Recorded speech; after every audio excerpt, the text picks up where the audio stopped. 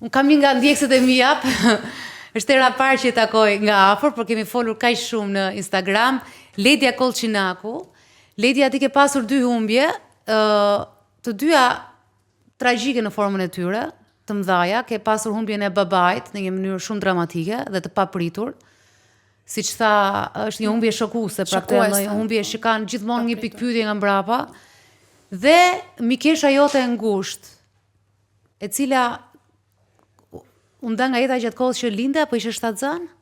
Post-lindjes. Post-lindjes. 3 muaj post-lindjes. Dhe të dyja ishe shtatzan. Përshëndetje. Përshëndetje. Unë fakt të komplimentoj për podcastin, mendoj që është një mirësi në mundësinë shqiptare dhe uroj sukses edhe vazhdim. Faleminderit. Shumë e vështirë të vendosësh të vish dhe të bësh një vërtim personal në një ambient publik, mbi të gjitha për një moment që është më delikat me brisht jetës tënde. Edhe unë paga të dyzin para se të vija, pastaj mendova që okay, ndoshta edhe mua nuk më ndihmoi, nuk më çlira. Dhe sikur një person vetëm të ndihmoj atë jashtë, misioni është i kryer. Po janë dy humbje që kanë ndodhur në interval paga shumë 2 vjet e gjysmë në distancë me njëra tjetra. Dhe që të kushtoja më shumë kohë, meqenëse kemi edhe këtu në studio, kështu që të kalojmë me telefonatat, ndërkohë kam edhe Ilena Premti. Motra jote, Pilma, të cilën unë e kam shoqë dhe një prej kohësh, më tregoi historinë dhe tha, e ishi pjesën e dhimbjes taj që ti humbe babaj në moshën 75 vjeçare. Dhe tani shqiptarët do thonë se ne kemi pasur 72, kemi qenë mosha mesatare, do të thënë mesatari e vdekjeve dikur ka qenë 72 vjeç, thotë dakord, bi 70, të vjen keq, po mënyra po patjetër. Po mënyra se si ke pasur ritualet e zi, se si ke shkuar deri në fund zi, ishte shumë interesante. Kështu që ndaj dhe ne donim që ta ndanim këtë gjë, do ta ndajmë pak më vonë. Ishte vërtet Jona bëri gjithçka. Çfarë kërkon zia, madje edhe më shumë, por shumë interesante për ta ndarë më vonë, sepse ne realisht sot do të flasim për zi. Ndërkohë, nga Belgjika është Eugena. Eugena, përshëndetje. Përshëndetje. Përshëndetje. Përshëndetje, Radine. Eugena, në 2019-ën, në 4 nëntor, ti ke humbur vajzën tënde, të cilës 4 ditë para se të lite, të cilës ja vure dhe emrin Luna, e pak zove me emrin Luna. Që ndodhi? Unë meta shtatzan në muajin shkurt, 2019, kisha due date, ditën e linjes me 8 nënor 2019, ishte një shtatzanim fantastike, shumë e mirë, po problematika nga ana mjekësore, nga ana jeme psikologjike, fizike, unë punova deri në fund saj. Kështu që ishte çdo gjë okay, edhe po e prishim me gëzim ardhen e bebes, Lunës. Deri ku 4 ditë para datës, unë në qësë fillova të shikosha që diçka ishte off, se nuk e dëgjosha shumë beben duke lëviz të barku. Edhe normalisht si mam, ti je mam nga momenti që me shtatzan, edhe ke ato shqetësimet, edhe njerëzit edhe minimizojnë, është okay, jam i sigurt, thotë e bashkëshorti, se normal me atë shpresha në fillim, çdo gjë është okay, deri aty ka darka, domethënë ku vendosim të shkoshim në spital edhe të bashim një kontroll. Edhe kur shkome në spital, domethënë ato na futën direkt për të vizitat, mamia nuk arrite të gjete rrahjen e zemrës bebes me Doppler, ato kanë thjesht një mjet që vehet të barku dhe një gjohet rrahja zemrës. Atëherë thirrën normal doktoreshën, mjek të tjerë që erdhën edhe na komunikuan që fatkeqësisht bebja nuk ishte më rrahje zemrës. Çfarë kujton atë momenti? Ai moment që e morë vesh se imagjinoj, pra ti ishe gati 9 muajshe. Po, unë isha 9 muajshe, domethënë kalove 3 muajshin e parë të rrezikut. Hajde 5, po në muajin e 9 kur ti shkon atje me barku 9 muajsh dhe të thonë që si e kujton atë moment? Ai moment ka qenë fundja botës. Domethënë bota shembet një tërmet gjigant mbi gjithçka që ti ke domethënë punu ëndrat e tuja si familje me bashkëshortin, është në moment ku, dhe më thonë, fillon ajo pjesa shokut, pastaj edhe një farë adrenaline që unë pata në moment që, dhe më thonë, kjo ndodhi ishte fundi i botës, po çfarë do bëjmë tash? Edhe atë ditë po thua për adrenalinën?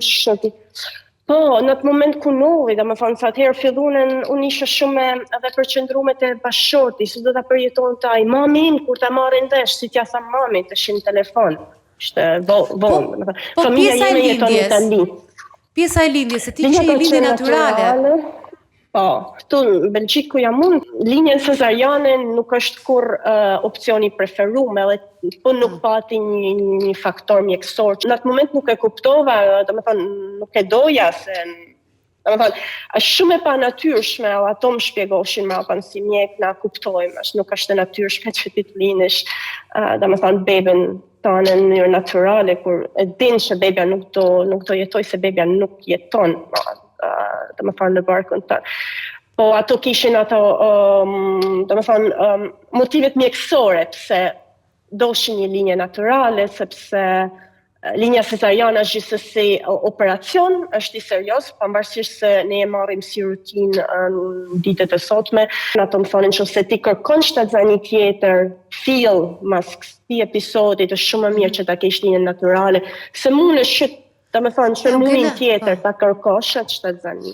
Eugena, unë do shta kam gabi, po do t'jeti një moment shumë i vështirë ai sepse po imagjinoj një heshtje. Pra, takimi i parë me fëmijën është lotë, është i qara me zë të lartë. Ndërkohë që ti ke lindur në një heshtje totale. Nuk e di si mund ta përshkruaj atë moment, se jam realisht shumë kurioze për jetimin tënd. Ke shtyr një fëmijë që e dinte që nuk jeton dhe ka dalë në një heshtje totale. Edhe më kuptohet tani që po thotë këtë, kujtohet një episod ku edhe mamijet më shikonin edhe kuptunen, domethënë edhe trishtimin se unë prisha që të shikon televizor kur femrat linin që vejnë atë doktor mbi bark për të monitoru rrjetet e zemrës, edhe unë mendosha se do ta veshin gjithsesi. E thasha nuk do veni gjë. Ato më shikojnë e sa po, domethënë s'ka kuptim ta vesh, ne e dim që nuk ka rrahje, edhe aty edhe mu, domethënë edhe herë berdhin mend, po, kjo nuk është linje natyrale. Momenti parë, po, moment trishtimit edhe jo fjalë, bashorti im ka qenë aty gjithkohës normalisht, edhe po ishte, domethënë edhe një si lloj letësiet, ndoshta mbaroj, domethënë unë edhe përfunova edhe si femër këtë udhtim. Pastaj ne kemi marrë gjithsesi lunën në krah, edhe pavarësisht se nuk ka pas zavë. Ne kemi pa bebin ton parë dhe ajo është shumë e bukur, luna ka kënd me të vërtetë. Sa ju lan ta mbajtja, jam kurioz në Belgjik, sa ju lan ta mbanit fëmijën? Atë kena marrë derisa unë kam dalë nga spitali. E kena marrë gjithmonë. A keni mbajtur fëmijën aty, po? Edhe aty na kanë ofruar edhe të bashim fotografi, edhe të kishim kujtime. Reagimi jam i parë ka kanë ofruar mjekët që bënte fotografi? Po, domethënë është një shoqat që si unë si burri jam të shimshtesim çdo vit, quhet Boven de Wolken, është në holandisht edhe mbi re. Edhe që është një shoqat fotografësh që shkojnë për spitale dhe ngjan një tillë që fatkeqësisht janë më shumë se ne mendojmë. Bëjnë sete fotografive prindve me fëmijët që kanë humbë. Po ty kur ta bën propozimin, si reagove ti që do të bëjmë foto? Shumë keq, nuk e du. Unë isha domethënë ato fazet e zis, ka 5 faza që unë i kam studiu mbrapën shumë mirë, ishte mohimi i realitetit. Unë nuk du ta kujtoj, kjo domethënë, dosha që çdo gjë të marrote edhe të marrote sa më shpejt. Ato insistunen shumë tek kjo, edhe sot unë jam shumë falenderuese se ne kemi flokët e lunës. Luna është fëmia jon i vetëm, ne kemi 3 fëmijë, kemi edhe 2 fëmijë tjerë mbrapa lunës që ka pas flokcion, ka çorele, që kur ka linë, tjerë që janë më belk, më bjonda. Kemi improntat e saj, durve, kamve, kena fotografit me lunën, edhe ajo mrapën ka një mu jashtë maset me përpunu zinë, me përpunu humbjen, me përpunu trishtimin. Po mos ta kisha bërë dhe ato mos kishin insistu, më do të kishte me marak ta njëtën. Jam shumë e sigurt. Po ditët e Ato para kujtime na kanë ndihmuar shumë. ti mbajte fëmijën atje dhe kur dole nga materniteti dole bosh. Pra, Dola me pse një veni- kuti të vogël me gjanat e lunës të një shtëpi ku gjithçka ishte gati për lunën. Edhe aty ka qenë momenti ku unë personalisht jam një ma bosh, absolutisht, me dhe më thënë, ti ngel 7 zonë dhe një është plot. Si femër një është me të vërtet plot, po sjell një jetë tjetër, dhe ka gjam që të thonë ma shumë nga ana biologjike, normalisht, ka shumë bana një jetë që mund plotësojnë edhe si profesioniste, si shoqe, si vaj, po si nana, jo, unë iva plot për 9 muaj, edhe erdha në shtëpi me me një valigje të vogël me gjanat e lunës. Si ka qenë përjetimi i dhimbjes në fillim? Unë fillova të studiova, me studiu shumë atëherë, se cilat janë fazat, dhe me thonë, kalova ato fazat e zi, si thash, edhe mohimi i realitetit i parë. Jo, s'është e mundun, s'ka nol. Deri te zemrimi, pse mu, dhe me thonë. Edhe një prej përgjigjeve, pse jo ty? Jo po unë se meritoj, jo po kush e meriton. Dhe me thonë, askush nuk e meriton, pavarësisht se ne mund të mendojmë se një person është më i mirë se tjetri, askush nuk meriton dhimbje të tillë.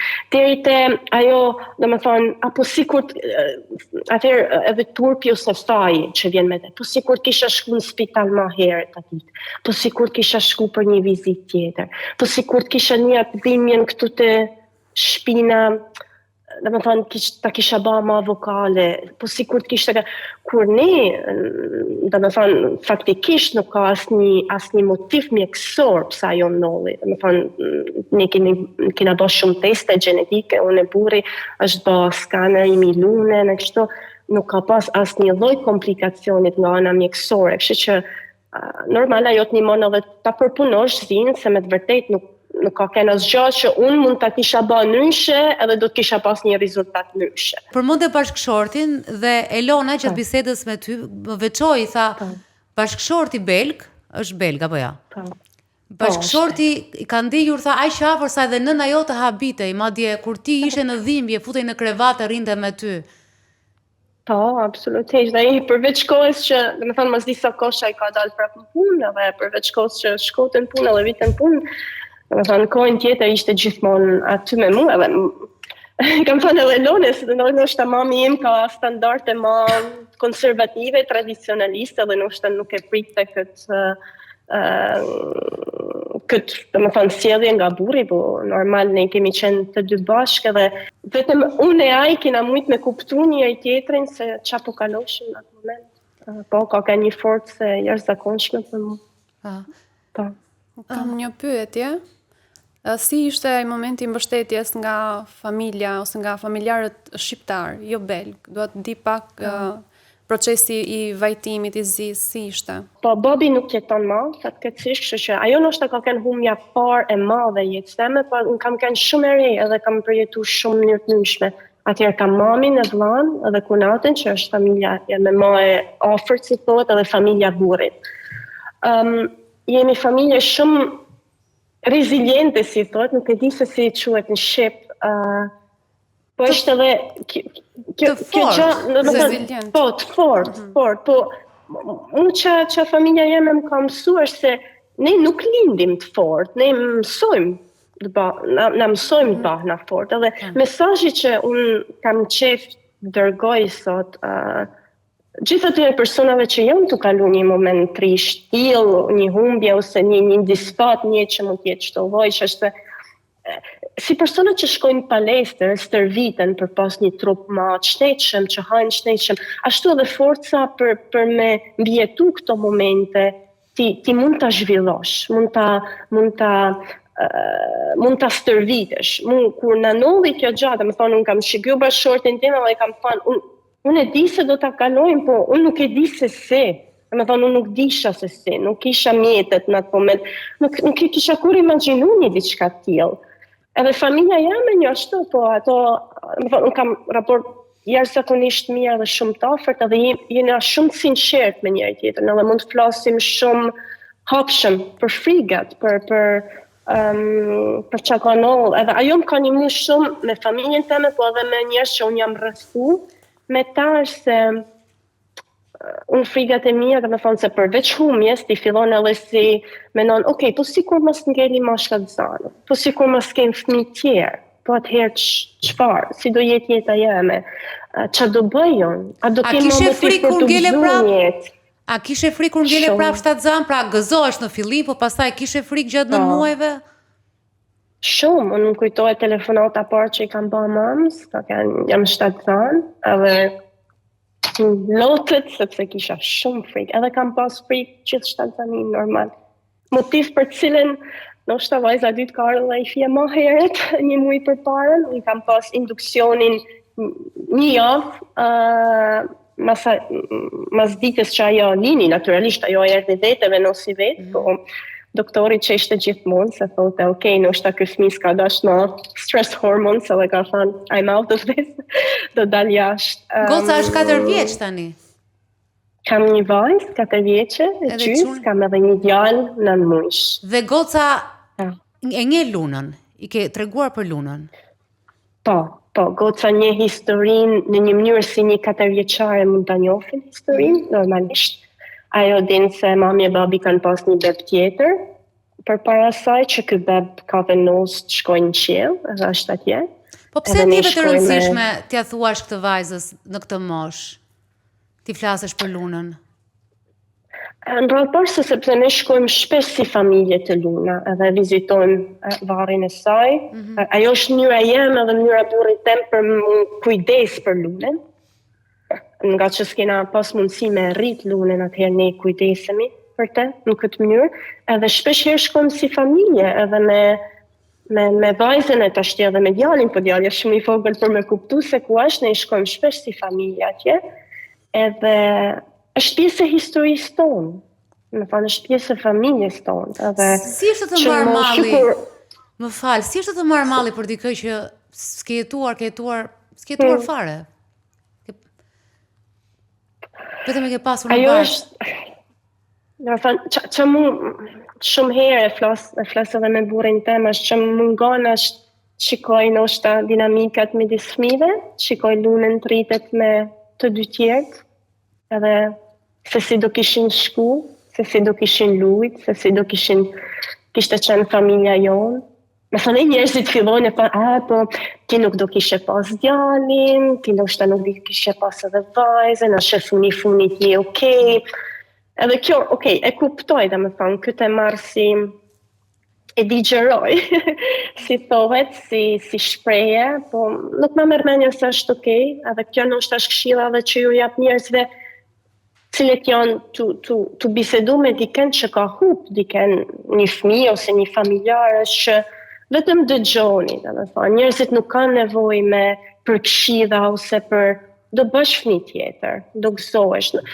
Ne e dim ndoshta, në fund zemrës tonë ne e dim atë, po gjithsesi, unë fakti që kam 2 fëmijë tjerë nuk më bën që të mungojnë Luna më pak ose du Lunën më pak. Ato janë të 3 fëmijët e mi. Po, në fakt ne duhet të bëjmë një çike edukim për këto ndërhyrje që bëjmë, sidomos gjatë dhimbjes. Është tamam ajo që sapo the ti Eugena që dëgjoni, thjesht dëgjoni. Dëgjoni, empatia është ajo. Dëgjoj, ato ndoshta shikoj se kemi dhe çik patak ndonjëherë, mund të jetë pjesë e kulturës sonë. Mungesa taktit jo e dashakeqësisë absolutisht, po jo vetëm në kulturën tonë, po gjithandej ka njerëz që nuk e gjejnë fjalinë e dur për thënë ose mos flasin fare, por thonë atë gjëra që si kjo që sa të kanë thënë ty që do bësh fëmijë tjetër, dakord, po dha është pjesë e jetës tënde dhe siç tashi e tregon ti shkon në Varreza, pra ti ke 3 fëmijë dhe do kesh deri në fund të jetës, mund të kesh edhe 4, nuk i dihet, se shi sa kinge dhe reje, po do kesh deri në fund të jetës, Luna do të jetë në albumin e familjes tënde, edhe në zemrën tënde. Absolutisht. Absolutisht. Edhe ajo është, po. Në fakt të marrë shkas pa nga historia, se ka dhe nëna të tjera të cilat përballen me abortin, edhe nisur nga kjo duket si një humbje që shpesh herë stigmatizohet, është një zi e stigmatizuar, ndryshe përdoret në psikologji, ku shikohet sikur humbja nuk është njësoj, pra nuk për shoqërinë nuk ja vlen të vuhet. Jo më kote pyeta pak më herë se si është pritur pjesa e procesit të zis. Momenti kur bëhet edhe varrimi edhe gjithë procesi që ndodh normalisht, pasi shoqëria nuk e mbështet. Edhe nënat ndihen përveç humbjes, se përjetojnë më shumë ata, se është dhe fizike dhe emocionale, ajo humbje, është edhe pjesa që nuk mbështeten, nuk din si të mbështeten dhe ndodh shpesh herë dhe një gabim shumë fatal që s'ka gjë do bësh fëmijën tjetër. Dhe këtu marr një goditje akoma më të madhe. Prandaj është ndoshta përmes historisë tënde mund të marrim shkas edhe të kupton edhe shoqëria se si të mbështet në momente të tilla. Është humbje dhe është humbje e rëndësishme edhe kjo. Edhe nëse të tjerët nuk kanë pasur kontakt direkt me fëmijën apo edhe vetë prindi. Ju jeni përgatitur për të pasur jetë, për të pasur rilindje dhe ndodh që përballeni me një paradoks që është vdekja. Kështu që është pak rast për të bërë zë edhe për këtë. Kështu që faleminderit që e ndave. Në rastin e aborteve në muajt e parë është edhe më evidente kjo që sa po the, për ne ka qenë më, fëmia ka qenë fëmijë, me të vërtet kur ka lind. Atëherë unë kam biseduar edhe me shumë femra tjera që kanë kalu raste të tilla ose aborte në muajt e para. Ka një silence, heshtim? Heshtje, se zakonisht, do me thënë që ose ti nuk komunikon mujt e parë që ishte atë zënë dhe aborti vjen, fatkeqësisht atëherë me të vërtet këto femra nuk kanë asnjë komunikimit, sidomos në punë ose në raste tjera. Kështu që ke femra që shkojnë gjatë abortit edhe të nesërmen, atje janë në punë, të veni punës edhe nuk flasin për këtë gjë. Kështu që kemi shumë sensibilizim për edhe mu puna këtu ka qenë shumë suportive. Aty fillova dhe unë studiova vetë se një kolege faktikisht, kur unë dola për drejk, sa po kishte kjo gjë, sugjeroj bile e kam këtu se kjo është option B, opcioni B, është një libër që ajo më dhuroj, edhe unë e lexova në një masdite. Për çfarë flet libri? Kjo libër është i shkruar nga një ish menaxhere e Facebook, Thunberg, që humbi të shoqin. Po.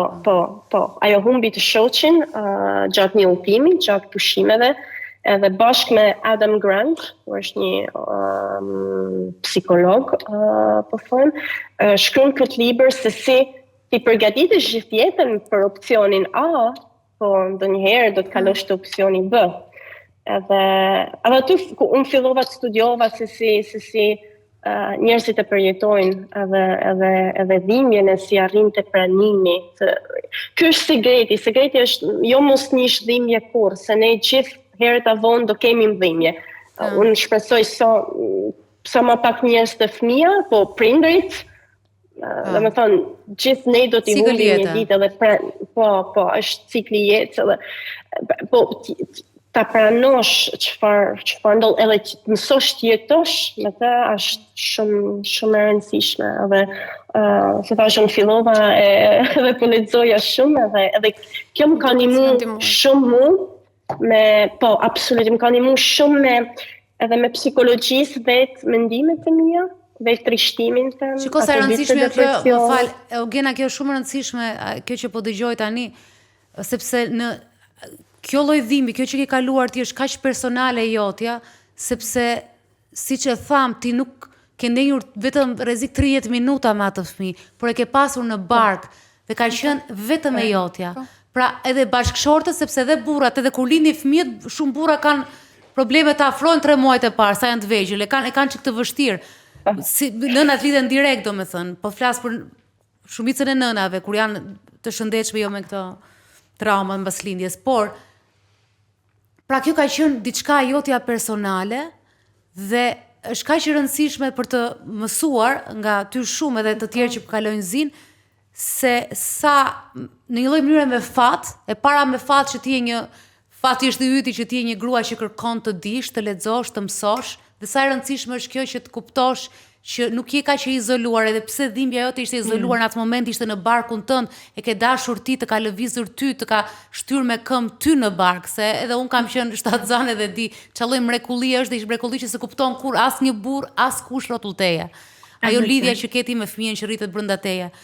Dhe pastaj fakti që ti kërkove bashkëshorti yt, mbështetja, më ka edhe vendodhja, fakti, domethënë fotografit, njerëzit, e ke ndihmuar veten, ke pasur dhe njerëzit afër që të kanë ndenjur gjithkohës, edhe e kanë kuptuar dhe mirë kuptuar, dhe ka shumë rëndësi kjo pjesa, po fakti që lexon, që kërkon. Edhe një gjë shumë e rëndësishme është që në momentin kur humb fëmia, pa lindur ose edhe kur lind si në rastin që kemi, është se zhvilloi tek nëna një faj irracional.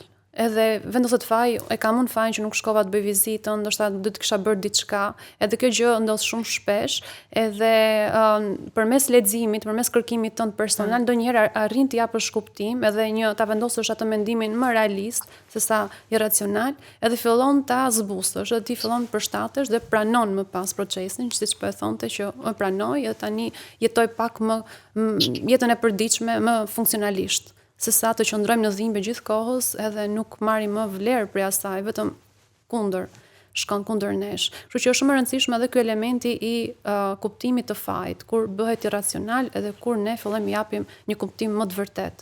Aty ka qenë edhe momenti ku kam filluar kam lexuar për këto ndjenjat e fajit, më kanë ndihmuar shumë për ta kuptuar se këto janë, domethënë procese mendore që janë shumë natyrale. Edhe si mund ti përballosh ato, se faji edhe të gryn normalisht, edhe nuk është i mirë, po Luna që domethënë ka kënë fati i saj, edhe unë këtë e kam lexuar, që domethënë është këto teknika reframe-it, që çdo eventi mund ta shikosh nga kane të ndryshme, edhe mund ta ndrosh edhe kanin nga cili ti e shikon atë event, edhe ajo ka kënë fati i saj, ajo ka kënë destini i saj, edhe unë rrallëta shumë falenderuese që ajo më ka zgjedhur mu për ta kryer, ta më thonë fatin e saj, edhe që unë nuk du që kur ajo të menojnë që ne nuk mundena me kenë ma kur të lumëton, ose ta ngarkojmë atë me këtë përgjithësi kaq të madhe që familja saj mos jetë ma kur e lumëton. Edhe kjo më ka ndihmuar shumë me u çu çdo mëngjes edhe me ba gjanat që më janë dashur me ba, për t'i treguar asaj që nuk jena të kënaqur me çka ka ndodhur, po do ja dalim. Shiko, Luna nuk jetoi dot, po të ka dhënë ty aq shumë leksione dhe në një farë mënyrë të ka ndryshuar jetën, e të ka dhënë aq shumë bekime, kështu që po na jep edhe ne. Thash të ndoj qaj, por s'ashtu dot. Nuk rezistova dot në këtë program. Unë falenderoj shumë Eugena. Faleminderit për kohën. Ishte qenë e mrekullueshme në gjithë rrëfimin tënd dhe realisht shumë frymëzuese. Falenderoj shumë edhe jam gjithmonë më shumë krenare që është bërë ky program. Jo krenare vetëm për vete, po fakti që jam krenare se mendoj që jam në kohën e duhur, kur njerëzit flasin, ndajnë histori dhe çfarë mrekulli është që nëpërmjet jush mësojnë jo vetëm ata që ndjekin, po mësoj dhe unë, edhe është nuk e di. Të falenderoj shumë Eugena.